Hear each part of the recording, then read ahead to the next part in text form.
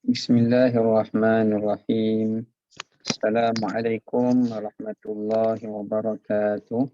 Waalaikumsalam. Alhamdulillahirabbil alamin. Wassalatu wassalamu ala asyrafil mursalin wa ala alihi wa sahbihi ajma'in. Qala rabbi shrah lana sudurana wa yassir lana umurana wahlul 'uqdatam min alsinatina yafqahu qawlana amma ba'd. Alhamdulillah, kita rafa'kan puji dan syukur kepada Allah Ta'ala di atas segala rahmat dan kurniaannya. Pada petang ini kita masih lagi diberikan peluang dan keizinan oleh Allah Ta'ala untuk dapat kita bersama-sama menyambung kembali pengajian Tadabbur Surah Ad-Dukhan pada petang ini. Dan insya-Allah pada petang ini kita akan menyambung semula untuk kita merenungkan kandungan di dalam surah Ad-Dukhan, ya. InsyaAllah untuk hari ini kita akan menyambung pada ayat yang ke berapa, ya, lupalah pula saya. Ayat ke 43.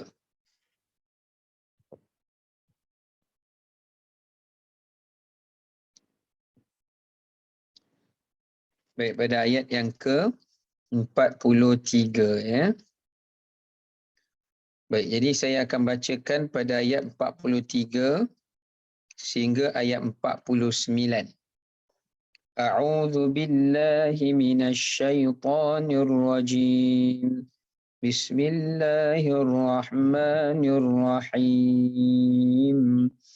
Inna syajarataz zaqqum ta'amul athim kalmuhli yaghli fil butun kaghalyil hamim khudhuhu fa'tiluhu ila sawa'il jahim thumma subbu fawqa ra'sihi min 'adzabil hamim duq innaka antal azizul karim. Baik, mafhum daripada ayat yang saya bacakan tadi, daripada ayat 43 sehingga ayat 49. Baik, ayat ini sambungan kepada penceritaan berkenaan dengan peristiwa hari kiamat. Yang mana pada ayat sebelum ini, ayat 40 sehingga ayat 42, kita telah berkongsi berkenaan dengan gambaran kedahsyatan hari kiamat. Dan kita juga sudah kongsi berkenaan dengan nama-nama hari kiamat dan apakah keadaan dan kedahsyatan peristiwa hari kiamat itu pun kita dah bincangkan pada ayat yang lepas, ya. Jadi kita akan sambung pada ayat 43 hari ini. Baik, pada ayat ini Allah Ta'ala berfirman dengan mafhumnya, inna sesungguhnya syajarata, pokok az-zaqum, yakni zaqum. Kemudian Allah lanjutkan ta'am, pokok itu yakni buah zakum itu akan menjadi makanan. Ta'am tu makanan. Akan jadi makanan bagi siapa? Al-athim, yakni orang yang berdosa berada dalam neraka. Kemudian Allah Ta'ala gambarkan sifat buah zakum itu, kata Allah, kal-muhli. Ia adalah seperti makanan panas umpama tembaga yang cair. Yaghli fil butun, yang apabila ditelan oleh ahli neraka itu, buah zakum itu akan menggelegak di dalam perutnya kerana kepanasan. Maksudnya buah zakum ni buah yang berduri, kemudian buah yang bila ditelan, dimakan, maka dia akan menjadi cecair yang menggelegak dalam perut ahli neraka. Ayat 46. Kaghalli, seperti mendidihnya al-hamim, yakni air yang menggelegak. Ayat 47. Khudhuhu, lalu diperintahkan kepada para malaikat penjaga neraka untuk renggutlah. Khudhu ini tangkap. Renggutlah. Fa'tiluhu, dan seretlah ia, orang-orang yang berdosa itu, ila sawa'il jahim, ke tengah-tengah api neraka Jahannam. Ayat 48, kemudian thumma subbu, akan dicurahkan, fauqa ra'sihi, di atas kepalanya, min azabil hamim, daripada air yang menggelegak. Ini semua jenis bentuk-bentuk siksaan dan azab.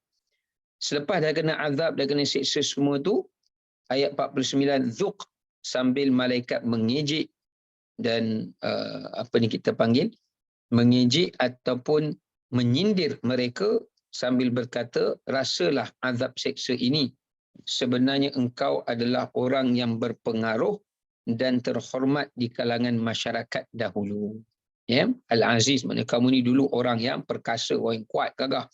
Al-Karim, yang dihormati oleh masyarakat disebabkan kerana kekayaan kamu, kedudukan kamu, tapi malangnya di akhirat kamu ini menjadi orang yang menjadi bahan bakaran api neraka Allah Subhanahu wa taala.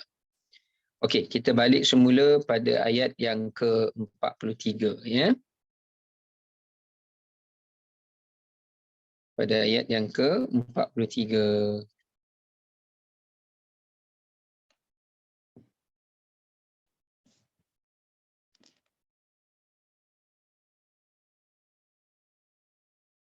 Okey.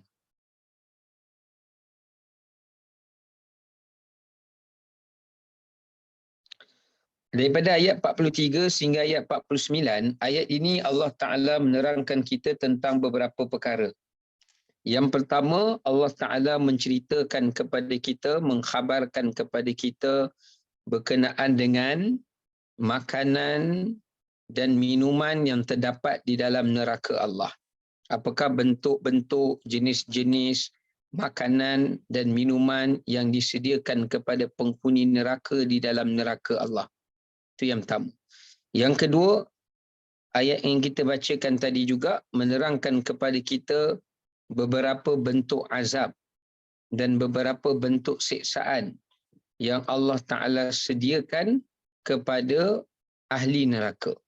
Ya, selain daripada makanan dan minuman, Allah Ta'ala juga bercerita kepada kita dalam ayat yang saya bacakan tadi berkenaan dengan apakah bentuk siksaan dan apakah bentuk azab yang Allah sediakan kepada ahli neraka.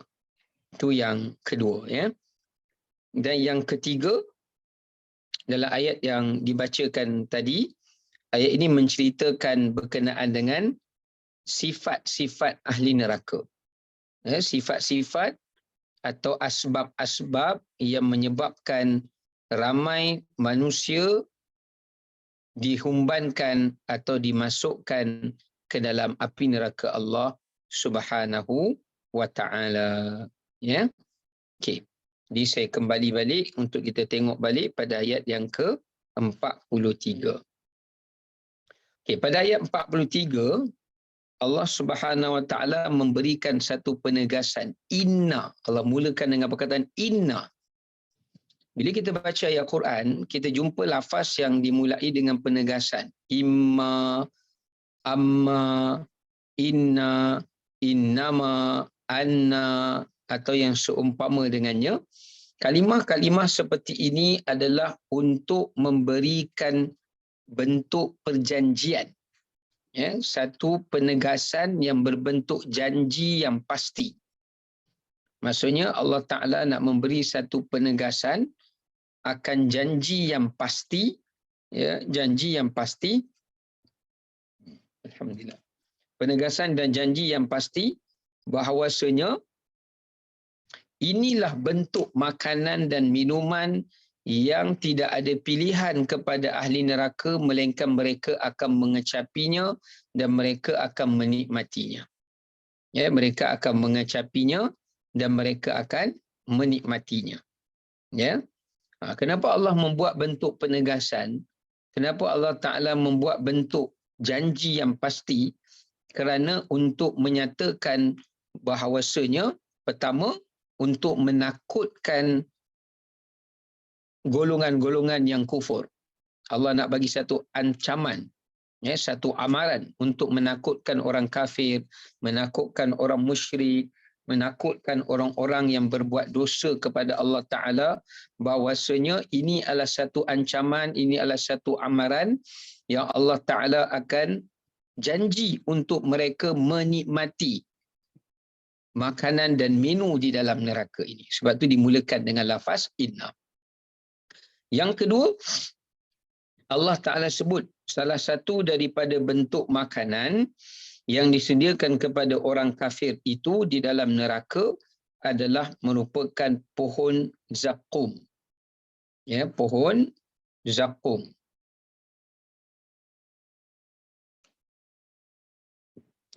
Kata Abu Darda, saya baca tafsir dulu, nanti saya baca huraikan tadabbur ni. Abu Darda mengatakan pokok zakum ini adalah bagi orang yang memakan harta anak yatim.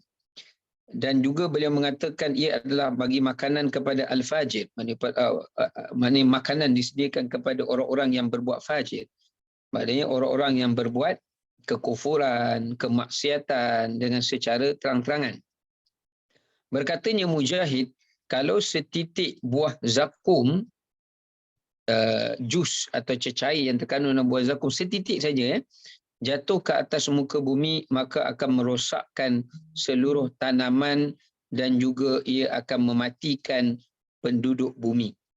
Ya, dia akan mematikan penduduk bumi. Ya, okey, baik. Dan kalau kita lihat dalam tafsir Imam Al-Qurtubi pula, beliau menyatakan bahawasanya apabila menghuraikan berkenaan dengan pokok zakum ini, apabila menceritakan berkenaan dengan pokok zakum, beliau kata zakum adalah sejenis pokok yang Allah ciptakan di dalam neraka Jahannam, yang mana selain daripada nama zakum, ia diberikan panggilan pokok yang dilaknat. Kalau kita baca dalam Quran, Allah juga ada cerita, Allah Ta'ala juga ada menyatakan pokok zakum ni adalah pokok yang dilaknat dalam Quran. Okay, saya bawakan ayatnya ya. Kita tengok ayat dia sama-sama. Kejap ya. Okay, kita tengok dalam surah Al-Isra. Surah Al-Isra ayat 60, Allah kata, wasyajaratal mal'unata fil Quran, kata Allah. Dan demikian juga kami jadikan pokok yang dilaknat di dalam Al-Quran. Apa yang dimaksudkan pokok yang dilaknat di dalam Al-Quran dekat sini? Ia merujuk kepada pokok zakum. Ya, kerana orang-orang yang memakan atau diberi makan daripada pohon zakum ini adalah termasuk di kalangan mereka yang dilaknat oleh Allah Subhanahu wa ta'ala. Ini merujuk kepada tafsir Imam Al-Qurtubi, yang mana beliau mengatakan bahawasanya pokok zakum adalah pokok yang dilaknat oleh Allah Ta'ala, dan apabila laparnya ahli neraka, mereka tidak ada pilihan melainkan akan diberi makan daripada pokok zakum itu, dan apabila mereka memakannya, maka akan menggelegaklah di dalam isi perut mereka seperti mana menggelegaknya air yang sedang panas mendidih. Ya, seperti air yang sedang panas mendidih. Ya, okey, baik. Kemudian pengajaran yang kita nak ambil dekat sini, ya, ataupun pengajaran yang kita nak lihat di sini. Okey.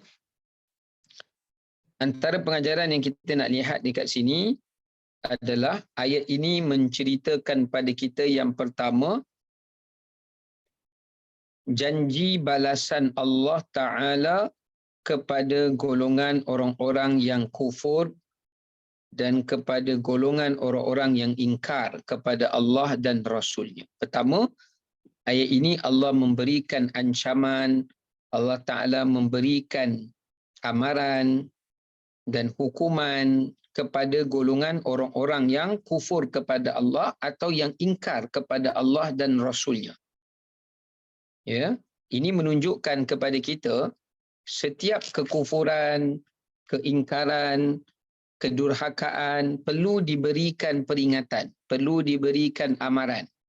Ya, sebab dengan amaran, dengan peringatan boleh menakutkan manusia dan boleh mendatangkan keinsafan kepada manusia agar mereka merasai takut, lalu mereka kembali bertaubat ataupun mereka kembali insaf ataupun mereka kembali kepada Allah Ta'ala. Seperti mana Allah Ta'ala sebut dalam Quran, Allah Ta'ala suruh Nabi Musa dan Nabi Harun alaihissalam pergi berdakwah kepada Fir'aun. Apa Allah kata? La'allahu yatadzakkaru aw yakhsha. Allah kata moga-moga dengan peringatan yang kamu sampaikan itu dapat melahirkan rasa takut. Ya. Alhamdulillah. Dapat melahirkan rasa takut di dalam hati Firaun. Ya, dapat melahirkan rasa takut di dalam hati Firaun. Ya. Baik.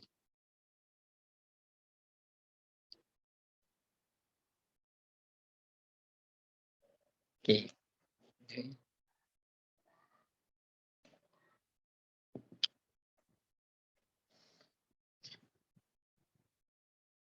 Jadi kat sini pengajaran yang pertama, kenapa hilang tadi?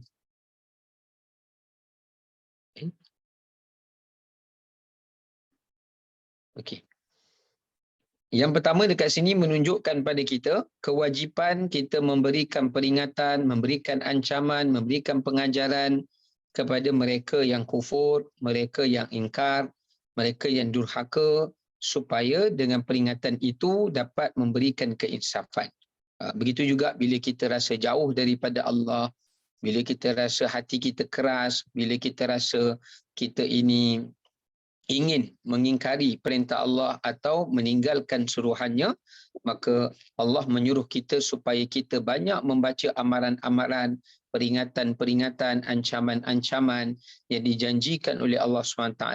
Selain juga kita membaca rahmat-rahmat Allah, janji-janji kurniaan yang Allah janjikan kepada hamba-hambanya yang taat. Itu pengajaran pertama. Yang kedua, ayat ini juga menunjukkan kepada kita bahawasanya jenis-jenis makanan ahli neraka. Allah nak khabarkan kepada kita, nak memberitakan kepada kita berkenaan dengan beberapa jenis makanan dan hidangan ahli neraka.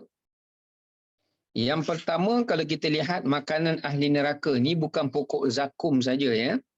Makanan ahli neraka ni yang pertama adalah dhari'. Namanya apa dia? Dhari'. Apa itu dhari'? Kalau kita tengok dalam surah Ghasyiyah, Allah Ta'ala sebut, laisa lahum ta'amun illa min dhari'.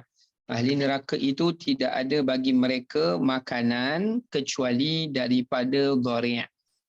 Apabila mereka makan dhari' itu, kata Allah, la yusmin wa la yughni min ju'. Bila mereka makan dhari' itu, mereka tak jadi gemuk. Ya, sebab dhari' itu tak menggemukkan mereka, tak menyebabkan mereka berisi. Wala yughni min ju', dan juga tidak akan menghilangkan dahaga mereka atau tidak akan menghilangkan lapar mereka. Maksudnya mereka makan dhari' ni makin lapar, makan dhari' makin lapar, makan dhari' makin lapar. Bahkan tidak akan menggemukkan mereka pun. Ya. Berkatanya Ibnu Abbas, dhari' itu adalah satu pokok dalam neraka. Tadi zakum pun pokok, dhari' ini pun pokok juga. Ya. Ada pendapat daripada Sa'id bin Jubair mengatakan bahawasanya dhari' ini bukan pokok, tetapi ia adalah bara-bara, batu-batu bara api yang ada di dalam yang ada dalam neraka. Minta maaf. Okey.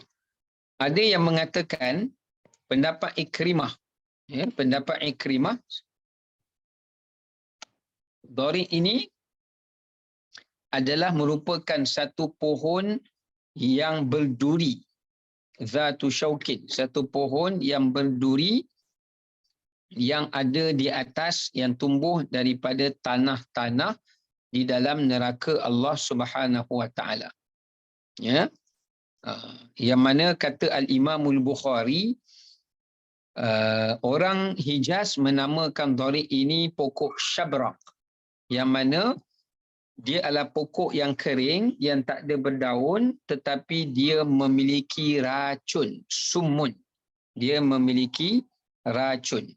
Jadi kalau kita tengok berdasarkan pandangan-pandangan yang saya sebutkan tadi, makanan pertama bagi ahli neraka itu adalah dhari'. Apa itu dhari'? Dhari' adalah sejenis tumbuh-tumbuhan ataupun kita boleh panggil tanaman yang berada dalam tanah neraka, yang mana ia berduri dan dalam masa yang sama ia adalah racun. Berduri dan racun. Sehingga ke ahli neraka setiap kali memakannya, mereka tidak akan merasa kenyang. Bahkan bila mereka memakannya, mereka juga akan menjadi bertambah kurus. Ya, kerana kesakitan yang mereka tanggung tu hingga menyebabkan mereka menjadi semakin kurus dan menjadi semakin naif, ya. Dan itulah yang disebutkan oleh Qatadah sebagai sejahat-jahat, sekeji-keji, sekotor-kotor, alhamdulillah, dan sejijik-jijik makanan yang ada di dalam neraka Allah Subhanahu wa taala, ya. Kerana makanan itu tak dapat menghilangkan kelaparan mereka dan tak dapat menghilangkan sakit mereka, bahkan tidak menggemukkan jasad mereka, bahkan ia adalah makanan yang menyiksa mereka. Yang seterusnya, makanan yang kedua yang disediakan kepada ahli neraka itu adalah merupakan pohon zakum yang kita bacakan dalam ayat kita ini tadi, ya. Adalah pohon zakum.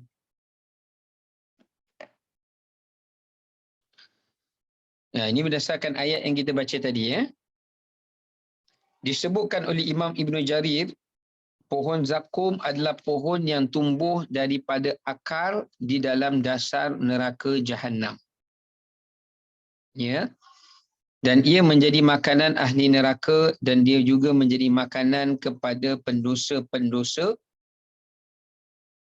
di dunia dahulu. Ya, sama ada dosa yang membabitkan dosa dengan Allah Ta'ala atau dosa dengan manusia, yakni daripada perbuatan dosa-dosa yang besar, ya, ataupun dosa-dosa yang kecil yang menjadi dosa yang besar.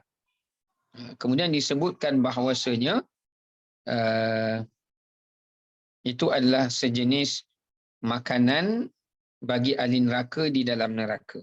Kalau kita tengok dalam surah Saffat, Allah namakan pokok zakum ni syajaratun takhruju fi aslil jahim tal'uha ka'annahu ru'usus syayatin. Satu pokok yang keluar daripada akar neraka Jahannam dan bentuk rupa pokok itu adalah seperti kepala syaitan. Nak mengatakan bahawasanya rupa pohon itu menakutkan.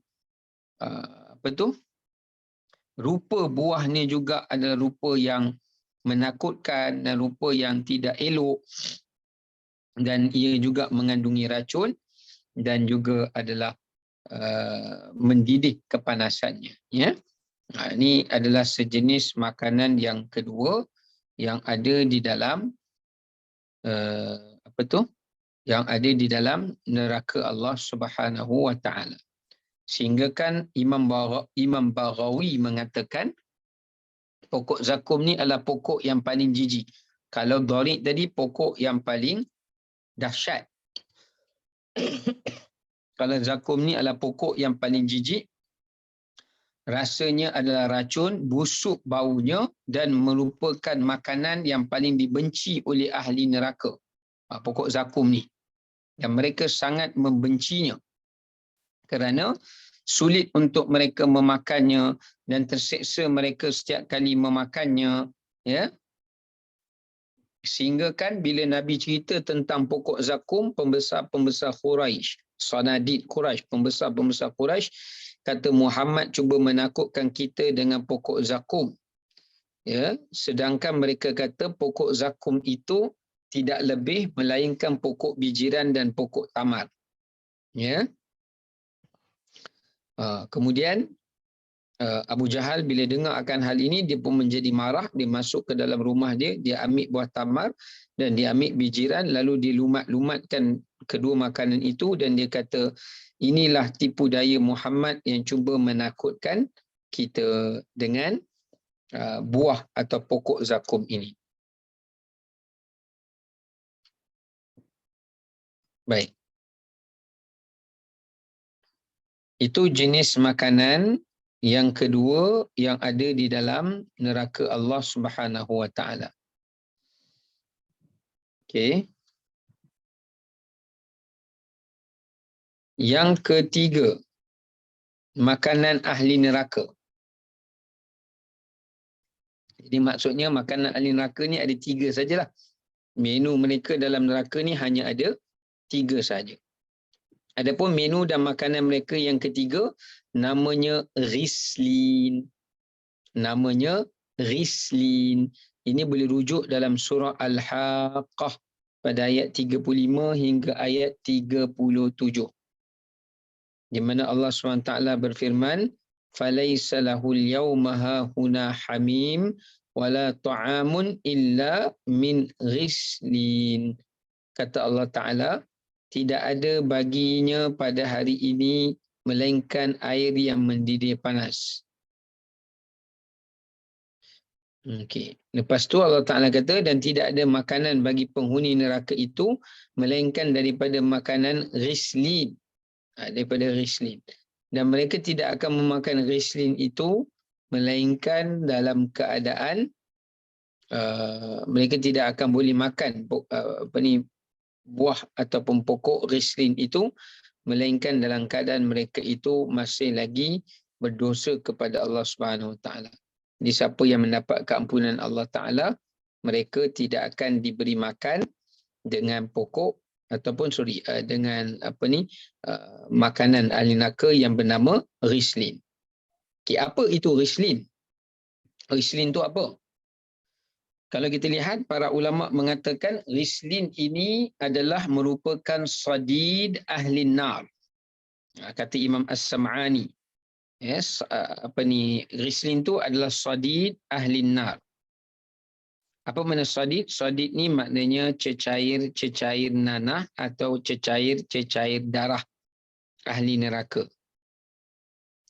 Dan kata Rabi' bin Anas, ia adalah merupakan pokok yang keluarkan padanya makanan, pokok Rislin ni lah. Rupanya Rislin ni pun pokok juga. Dia mengeluarkan satu makanan, yakni buah, dan buah itu adalah paling jijik dan paling kotor bagi ahli neraka Allah Subhanahu wa taala. So kat sini kita boleh simpulkan untuk pengajaran dia, makanan ahli neraka tu ada 3. Pertama adalah merupakan dhari', yang kedua adalah merupakan zakum, yang ketiga adalah merupakan rislin. Ini adalah 3 jenis makanan yang Allah sediakan kepada ahli neraka Allah Subhanahu wa taala. Ya, satu makanan daripada Allahu akbar, betul pula saya. Satu makanan daripada dhari'. Dhari' itu adalah merupakan tumbuh-tumbuhan daripada dasar bumi neraka yang merupakan beracun. Kemudian yang kedua, Allah beri makan kepada mereka makanan daripada neraka itu adalah Allah beri kepada mereka zakum.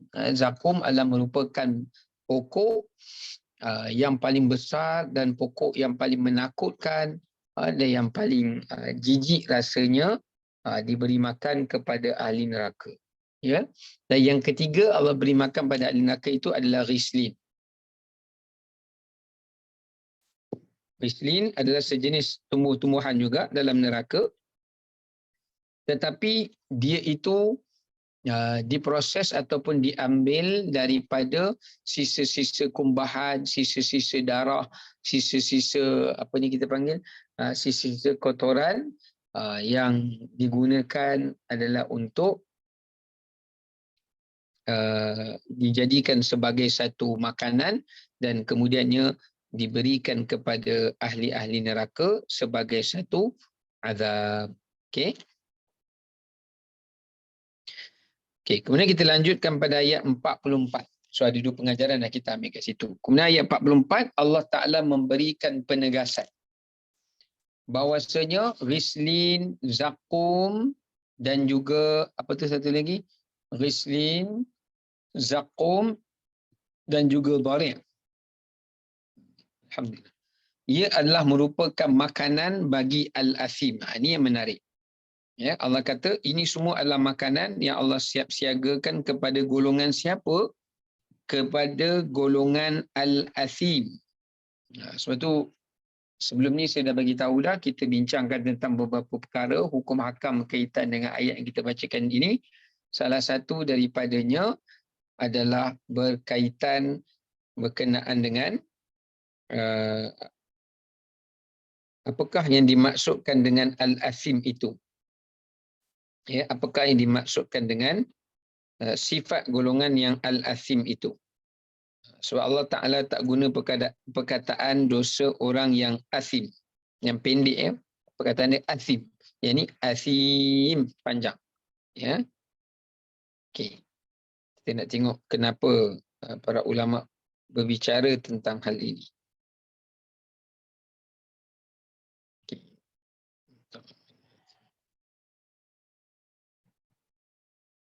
Okey, baik. Pendapat yang pertama mengatakan, saya baca tafsir dulu ya.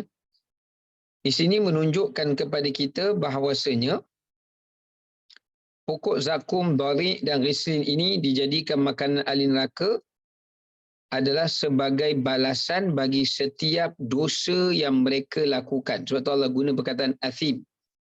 Maknanya bagi setiap dosa yang mereka buat, sama ada dosa yang kecil ataupun dosa yang besar, yang mana disebabkan kerana perbuatan dosa itu, bagi setiap perbuatan dosa itu mereka akan diseksa dan diazab dengan diberi makanan, hidangan dalam neraka daripada hidangan dhari', daripada hidangan rislin dan juga daripada hidangan yang disebutkan sebagai dhari', rislin, zakum. Tiga ya. Tiga. Baik. Maknanya yang pertama pengajaran yang boleh kita ambil, bagi setiap perbuatan dosa itu wajib padanya taubat. Kerana bagi setiap perbuatan dosa disediakan baginya azab yang tersendiri. Azab yang khusus, azab yang tersendiri, iaitu misalnya kalau dia buat dosa umpatan, dia buat dosa fitnah, dia buat dosa mengata orang ataupun dia membuat dosa misalnya berjudi dan sebagainya. Bagi setiap dosa-dosa itu ada hukuman dan balasannya yang tersendiri, dan salah satu daripada hukuman dan balasannya itu adalah mereka akan diberi makan daripada makanan-makanan, menu-menu yang ada dalam neraka Allah Subhanahu wa Ta'ala. Baik. Itu yang pertama. Iaitu menerangkan kepada kita bahawasanya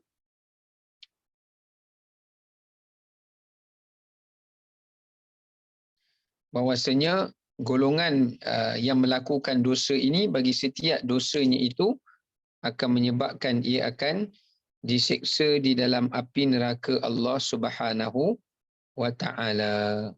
Ya.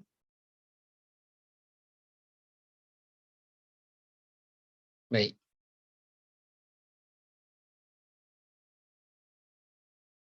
Kejap ya, kenapa dia masuk sini ya?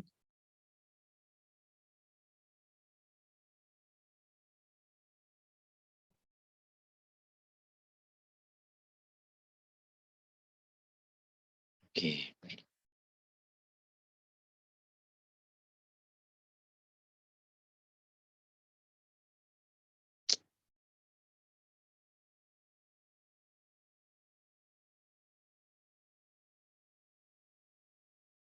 Okey. Yang kedua, Allah Ta'ala menggunakan perkataan al-athim. Allah Ta'ala tak cakap ta'amul athim. Ya, ta'amul athim. Tapi Allah kata ta'amul athim. Maksudnya Allah guna perkataan isim fa'il. Fa'il, ya. Ini menunjukkan kepada kita beza. Pertama, makanan ahli neraka ni bagi setiap dosa dibagi makanan-makanan ini. Kalau dosa berlainan, diberilah lagi makanan ini pada mereka. Yang kedua, ini menunjukkan pengajaran pada kita, setiap kejahatan dan kekufuran akan dibalas dengan azab yang tersendiri. Maksudnya setiap dosa ada balasan dia. Ya, al-jaza min jinsil amal. Yang kedua, di sini menunjukkan pada kita Allah menggunakan lafaz perkataan athim. Maknanya orang yang memberi kepada tiga maksud. Pertama, athim ini memberi maksud kepada orang yang berterus-terusan dalam kekufuran, berterus-terusan dalam kejahatan, kezaliman, kemaksiatan tanpa ia bertaubat atau takut kepada Allah Subhanahu Wa Taala.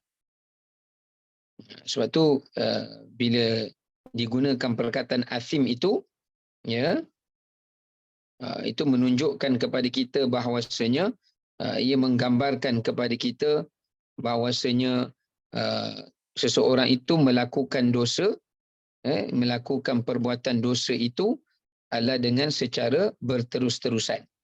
Ya, melakukan dosa itu dengan secara berterus-terusan, ya, berterus-terusan. Baik. Ini menunjukkan yang pertama, bila digunakan perkataan al-athim, ya, bila digunakan perkataan al-athim, maka ia merujuk kepada orang yang melazimi mengerjakan sesuatu dosa. Ya, orang yang melazimi mengerjakan sesuatu dosa itu dengan secara berterus-terusan. Itu yang pertama. Ya, orang yang melazimi melakukan sesuatu dosa itu adalah dengan secara terus-terusan. Yang kedua, digunakan perkataan al-athim. Ya, digunakan perkataan al-athim adalah untuk merujuk kepada seseorang yang melakukan dosa dengan secara terang-terangan. Melakukan dosa dengan secara terang-terangan.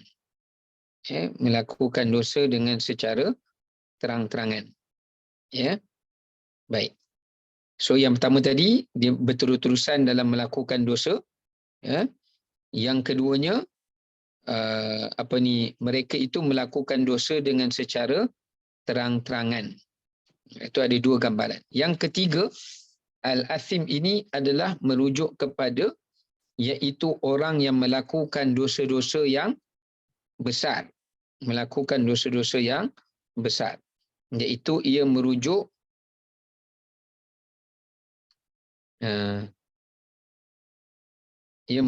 kepada dosa syirik ataupun dosa kufur kepada Allah Subhanahu Wa Taala. Ya. Maka di sini menunjukkan pada kita ada tiga bentuk dosa. Pertama, dosa syirik dan kufur, ya, dan mendustakan dosa syirik, kufur dan mendustakan agama Allah dan Rasul. Yang kedua, orang yang berterus-terusan melakukan dosa. Yang ketiga, orang yang melakukan dosa dengan secara terang-terangan. Itu maksud al-athim. Maka kat sini pengajaran yang boleh kita ambil adalah menjauhi kekufuran dan menjauhi kesyirikan dan melazimi dosa-dosa yang besar. Yang kedua, pengajaran dia adalah menyegerakan taubat dan tidak berterus-terusan melakukan maksiat. Kena segera taubat dan tidak terus-terusan melakukan maksiat. Yang ketiga adalah tidak melakukan dosa dengan secara terang-terangan. Ya, tidak mengerjakan dosa dengan secara terang-terangan ataupun dengan secara tersembunyi. Maknanya kita menjauhkan diri daripada melakukan dosa sama ada dengan secara terang-terangan ataupun dengan secara tersembunyi. Ya.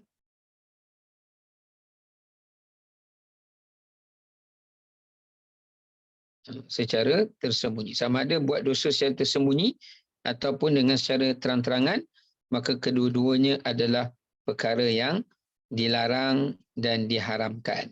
Ya, cuma dosa secara terang-terangan itu adalah lebih besar. Ya, dosa secara terang-terangan itu adalah lebih berat.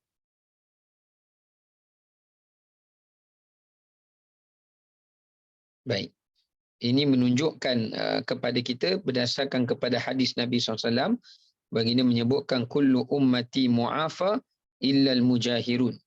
Setiap umatku itu akan dimaafkan kecuali orang-orang yang melakukan dosa dengan secara terang-terangan. Kecuali orang yang melakukan dosa dengan secara terang-terangan.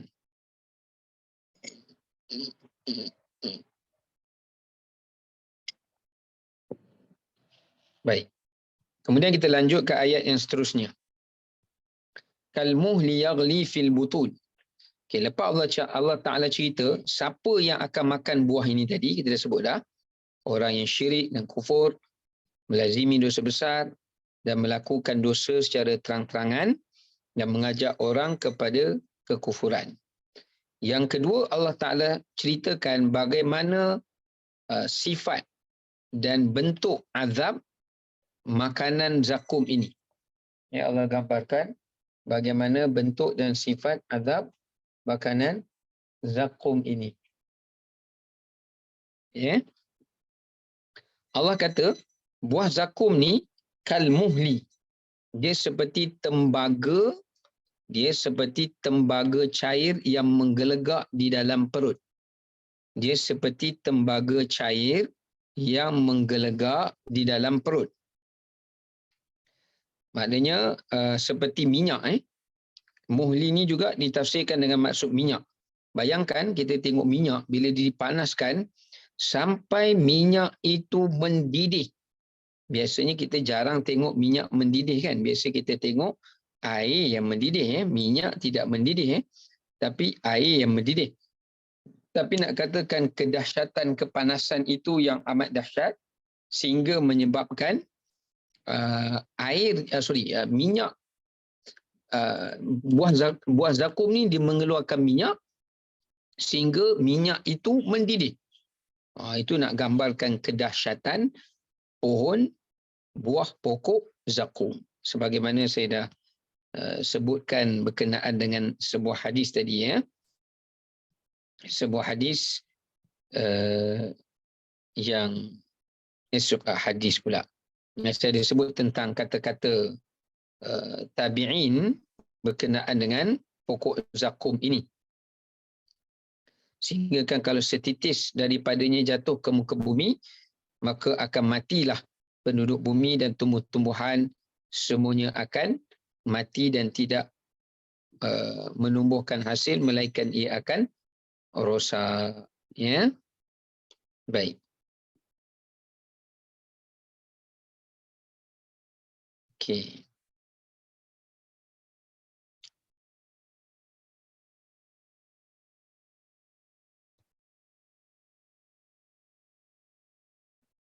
Okey, seterusnya kita balik semula. Kalmuhli yaghli fil butun. Maknanya Allah Ta'ala mengatakan setiap kali ahli neraka memakan pohon zakum itu. Tadi Allah cerita siapa yang makan ya. Kali ini Allah cerita bagaimana keadaan mereka, apa siksaan yang mereka rasai ketika mereka makan pohon ini. Iaitu setiap kali mereka diberi makan pohon zakum itu, menyebabkan perut mereka akan dibakar oleh minyak yang terkandung di dalam pohon atau buah zakum itu tadi. Sehingga kan dalam riwayat Abdullah bin Abbas menyatakan hadis yang diriwayatkan daripada Abu Ya'la mengatakan bin Abbas, Nabi SAW bersabda, wahai sekalian manusia, ittaqullaha haqqa tuqatih. Bertakwalah kamu kepada Allah dengan sebenar-benar ketakwaan. Kalaulah setitik buah zakum daripada minyak dia itu jatuh ke muka bumi, maka akan menghancurkan seluruh penduduk dunia dan kehidupannya. Bagaimana jika kalian yang terpaksa menelannya dan menjadikan ia sebagai makanan? Ini menunjukkan kepada kita kedahsyatan pohon zakum. Ya, kedahsyatan pohon zakum. Ya. So Allah Ta'ala gambarkan. Apa pengajaran kita nak sebutkan di sini? Allah nak katakan bahawasanya seksaan, ni pengajaran ya, seksaan ahli neraka itu bukan sekadar zahir tetapi batin. Seksaan kepada ahli neraka itu bukan sekadar seksaan yang zahir tetapi juga seksaan yang batin. Apa maksud dia? Zahir ni luaran. Maknanya bila mereka lapar, mereka akan diberi makan pokok zakum. Yang mana pokok zakum ini adalah pokok yang berduri. Dan kita dah bincang dah tadi, dia juga adalah pokok yang beracun. So, masa dia gigit dan makan pohon itu, atau buah itu, dia dah terseksa dah. Zahir mereka tu dah terseksa dah. Mulut mereka dah sakit, lidah mereka dah sakit kerana memakan buah yang berduri lagi beracun. Itu seksaan yang zahir. Tapi jangan lupa, mereka juga diseksa yang batinnya. Sehingga menyebabkan bila makanan buah zakum itu dah dikunyah mereka dan telah masuk ke dalam, jatuh ke dalam perut dan usus mereka, Allah jadikan buah zakum itu umpama minyak yang menggelegak. Menggelegak dalam perut mereka sehingga menyebabkan mereka menderitai, terseksa sepanjang tempoh yang amat lama kerana menelan atau memakan buah zakum itu. Sedangkan mereka tak ada pilihan melainkan menelannya dan juga memakannya. So kat sini pengajaran menunjukkan kepada kita azab Allah Ta'ala kepada ahli neraka itu bukanlah semata-mata atau sekadar, ya, bukanlah semata-mata ataupun sekadar luaran, zahir, tetapi juga ia adalah merupakan seksaan yang batin. Ya, seksaan yang batin.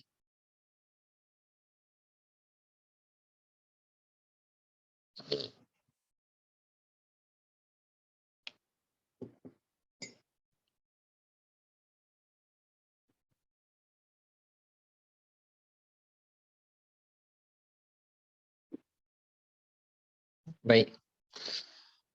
Kemudiannya, kita nak tengok pada ayat yang ke-46. Ya. Allah sebut kaghalyil hamim. Setelah mana diseksa batin mereka dengan buah itu menjadi minyak yang menggelegak, Allah kata pula kaghalyil hamim, menggelegaknya minyak daripada buah zakum itu adalah seperti menggelegaknya air yang mendidih. Ini samalah. Allah kata dalam sepanjang berada dalam perut mereka itu, ia akan menggelegak umpama gelegaknya air yang mendidih. Ada yang menafsirkan maksud dia, masa buah itu masuk dalam usus mereka, batin mereka diseksa dengan menggelegaknya air itu. Minyak dalam buah itu. Kemudian kaghalyil hamim, bila dalam masa yang sama ketika mereka menikmati, ketika mana mereka menelan buah zakum itu, mereka merasakan seperti air yang mendidih. Ada yang menafsirkan macam tu. Maknanya masa masuk dalam perut, dia jadi seperti minyak yang mendidih. Masa dia menelan, makan buah itu, dia merasai seperti air yang mendidih. Maknanya Allah menyeksa dalam satu masa dua gandaan. So pengajaran dekat sini, tadabbur yang boleh kita ambil dekat sini, bagaimana Allah Ta'ala menyeksa ahli neraka itu bukan seksaan yang batin dan zahir sahaja, tapi Allah berkuasa menjadikan dalam satu siksaan digandakan bagi mereka seperti dua siksaan. Ya, seperti dua siksaan. Perbuatan tu satu, tapi mereka rasa dia azab seperti dua azab ataupun dua siksaan. Ya. Baik. Kemudian kita tengok pada ayat 47. Siksaan yang seterusnya, selain daripada siksaan makanan, selain daripada siksaan zahir dan batin, selain daripada digandakan siksaan, yang keempat adalah mereka akan diseksa dan dipukul oleh malaikat Zabaniyah. Oleh malaikat Zabaniyah. Maknanya dalam tafsir mengatakan Allah memanggil malaikat Zabaniyah, yang mana dan tafsir mengatakan sebanyak sab'una alfan, 70,000 malaikat Zabaniyah akan menyiksanya setelah dia diberi makan itu. Dengan cara apa malaikat Zabaniyah seksa dia? Khuduhu. Malaikat Zabaniyah akan tarik ubun-ubun dia. Ni, ubun-ubun. Sebagaimana kita baca dalam surah Al-Alaq kan. Apa tu? Dalam ayat Quran surah Al-Alaq Allah Ta'ala kata,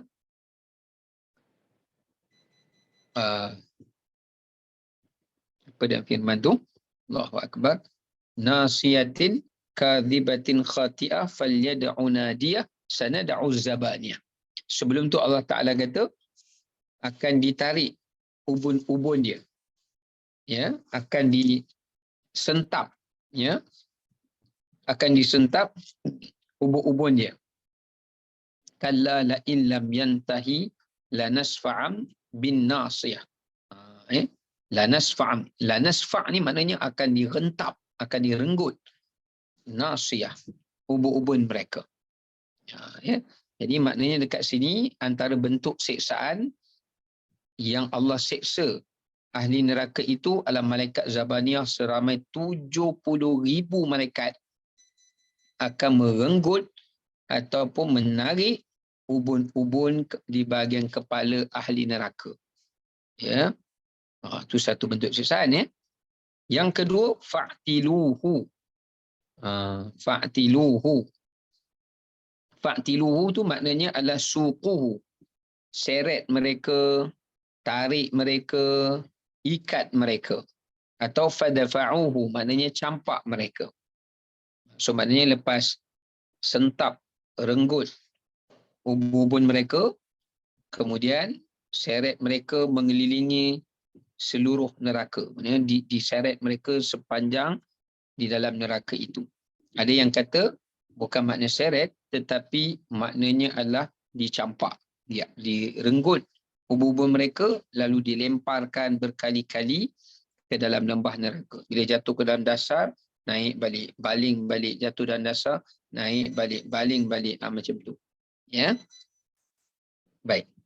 Ada yang menafsirkan maksudnya yadribuhu, akan memukulnya dengan bimiqma'ah, dengan tukul daripada besi. Ketika malaikat merenggut ubun-ubun mereka, taftahu dimaghahu, terpancur keluar otak mereka, kemudian dipukul mereka pula dengan tukul daripada besi sehingga mereka jatuh ke dalam lembah dasar api neraka, kemudian mereka muncul balik. Itu yang dikata ila sawa'il jahim. Sawa' tu maknanya di dalam dasar api neraka Jahannam. Jadi selepas mereka kena siksaan, dua kali digandakan siksaan, lalu mereka akan disiksa dengan siksaan fizikal oleh malaikat Zabaniyah.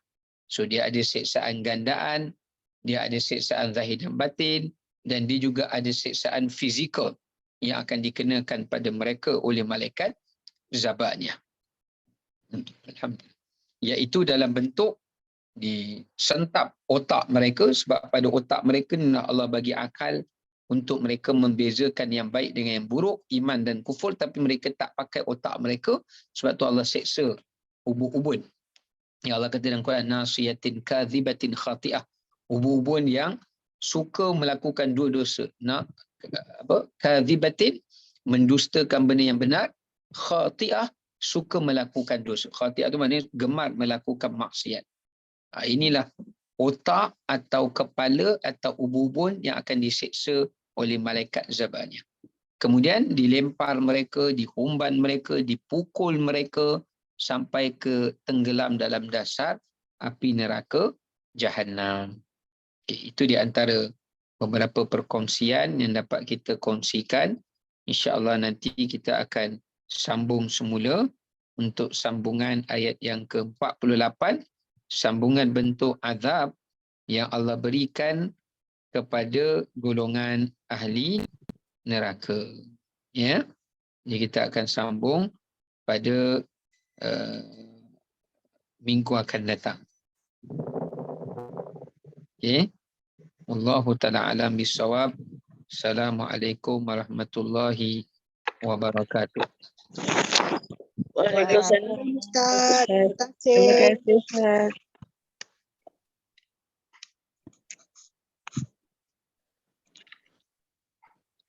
Terima kasih Ustaz.